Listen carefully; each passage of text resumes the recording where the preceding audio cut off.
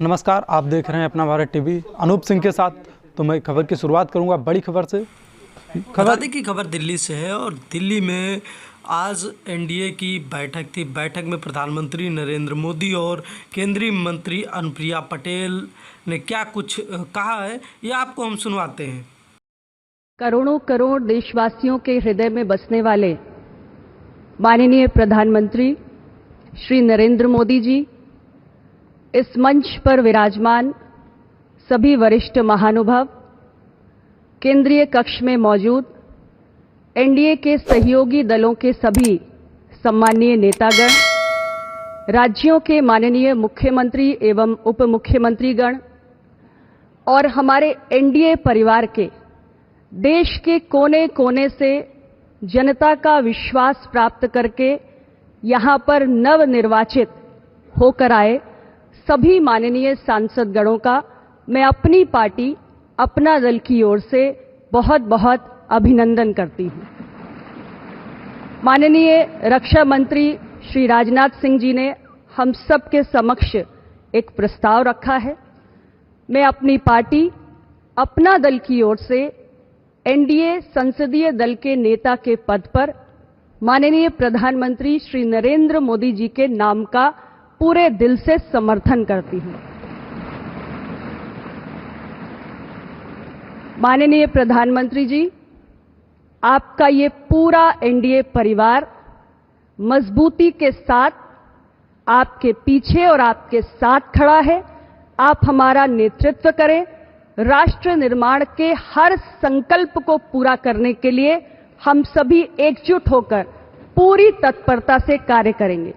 और मैं आपको पूरे विश्वास के साथ ये कहना चाहती हूं कि हमारे तीसरे कार्यकाल में आपके नेतृत्व में एनडीए की सरकार जो कार्य करेगी, वो कार्य आने वाले समय में पूरे देश को अचंभित करेगा और दुनिया में भारत की उपलब्धियों की चर्चा होगी, भारत की जय जयकार होगी।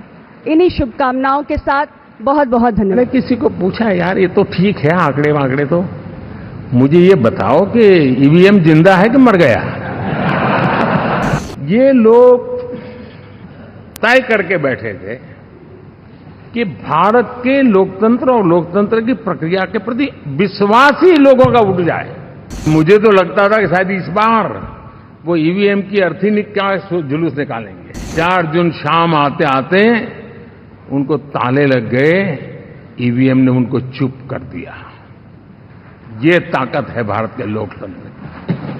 5 साल तो अब ईवीएम शायद मुझे नहीं सुनाई देगा, लेकिन जब 29 में हम जाएंगे तो फिर से शायद ईवीएम को लेकर के नाचने की शुरुआत करेंगे।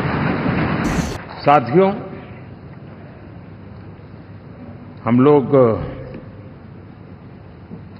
जब 4 जून के नतीजे चल रहे थे, मैं तो अपने काम में कुछ व्यस्त था। बाद में फोन आना शुरू हो गए,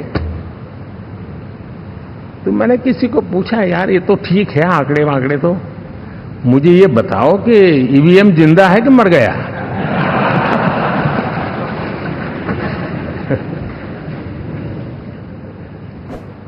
क्योंकि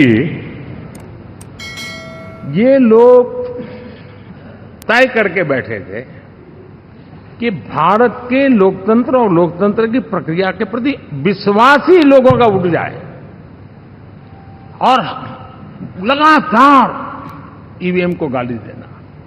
और मुझे तो लगता था कि शायद इस बार वो ईवीएम की अर्थी का जुलूस निकालेंगे, लेकिन 4 जून शाम आते आते उनको ताले लग गए, ईवीएम ने उनको चुप कर दिया। ये ताकत है भारत के लोकतंत्र की। ये ताकत है भारत की निष्पक्षता की। ये भारत की ताकत है भारत के चुनावी तंत्र की, चुनाव आयोग की। और मैं मानता हूं कि ये आशा करता हूं कि 5 साल तो अब ईवीएम शायद मुझे नहीं सुनाई देगा, लेकिन जब 29 में हम जाएंगे तो फिर से शायद ईवीएम को लेकर के नाचने की शुरुआत करेंगे। क्योंकि इनके सुधरने की संभावना बहुत कम है। आप देखिए, चुनाव के समय मैंने पहली बार देखा, शायद हर तीसरे दिन इलेक्शन कमीशन के काम में रुकावट आए, इसके लिए सुप्रीम कोर्ट के दरवाजे खटखटाए गए, भांति भांति के एप्लीकेशन, और एक ही टोली थी। और लोकतंत्र के प्रति जिनका भरोभार अविश्वास है, ऐसे लोग सुप्रीम कोर्ट का उपयोग करते हुए कैसे रुकावट डाले, इसका निरंतर प्रयास करते रहे। और चुनाव आयोग की ताकत का एक बड़ा हिस्सा अदालतों में, इस पीक आवर्स में, चुनाव के पीक आवर्स में, यानी कितनी निराशा लेकर के ये लोग मैदान में आए थे कि उन्होंने पूरा हमला उसी इंस्टीट्यूट पे लगा दो ताकि चुनाव के कोई भी परिणाम आए, हम दुनिया के सामने भारत को भी बदनाम कर लें। ये षड्यंत्र का हिस्सा था दोस्तों, और कभी भी देश उनको माफ नहीं करेगा। साथियों, इंडी गठबंधन वाले जब ईवीएम का विरोध करते हैं तो मैं सिर्फ एक चुनाव के रूप में नहीं देख रहा।